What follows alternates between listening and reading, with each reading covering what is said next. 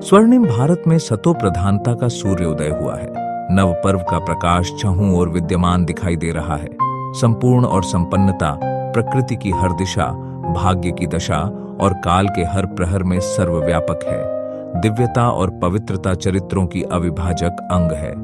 अस्तित्व में है तेजस्वी ओजस का सूर्य जो आभा मंडल में दीप्तिमान है।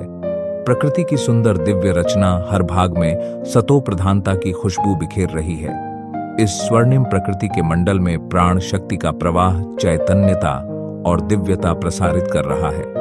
इसमें बसा है एक स्वर्णिम सतो प्रधान राज्य जिसमें रहते हैं 16 कला संपूर्ण सर्वगुण संपन्न देवी देवता, जो श्रृंगारित है संपूर्ण पवित्रता और दिव्यता से, जहां शांति और सुख की असीम प्रहर है, जहां हर छटा में रूहानियत है, प्रकृति सेवक है, हर क्षेत्र समृद्धि से संपन्न है और हर प्राणी में मित्रता है।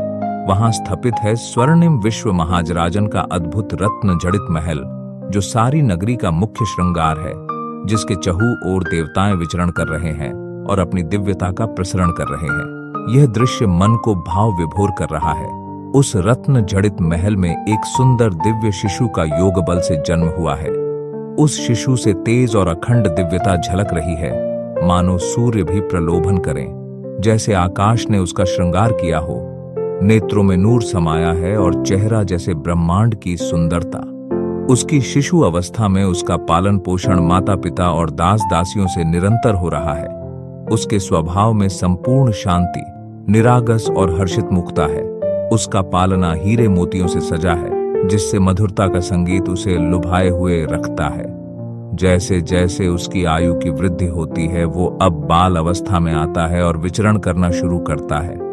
उसका जागना और उसके कुछ बाल मित्र भी हैं, जिनके साथ वो दिव्यता से खेल भी खेलता है, जिसमें सच्ची मित्रता का खुशबू समाई है। प्रकृति उसकी निरंतर हर अभिलाषा को पूर्ण करती है सेवक के रूप में। हर प्राणी से भी वो मित्रता करता है। उसके लालन पालन में संपूर्ण शालीनता समाई है। उसके राजाई पहनावे खूब प्रकार है, जो हर प्रहर में दासियां उसके लिए लाती है। धरनी पर उसके पैरों के लिए फूलों की शालीन रखी है। उसके मंडल में प्रकृति से भी सुंदर ओजस की शोभा दिखाई देती है। उसकी अब बाल शिक्षा भी प्रारंभ होती है, जिसमें उसके अंदर समाहित संपूर्ण और संपन्न विभिन्न कलाओं जैसे चित्रकला, संगीत, लेखन आदि को आकार दिया जाता है। हर कला का वो बहुत सहज रीति अध्ययन करता है और उसमें बहुत दिव्यता से पारंगत भी होता है। उनके भोज में 36 प्रकार के विभिन्न व्यंजन है, जिसमें परिवार के सब देवताएं साथ मिलकर भोजन करते हैं। लेकिन उसमें एक अनोखी विशेषता यह है कि उनकी आत्म अभिमानता में व्यंजन का कोई लोभ नहीं। उनकी संतुष्टता के गुण के कारण थोड़ा ही अन्न वो ग्रहण करते हैं। बालक अब धीरे धीरे युवा अवस्था की ओर बढ़ रहा है, जिसमें उसकी दिव्यता में और निखरता आती है।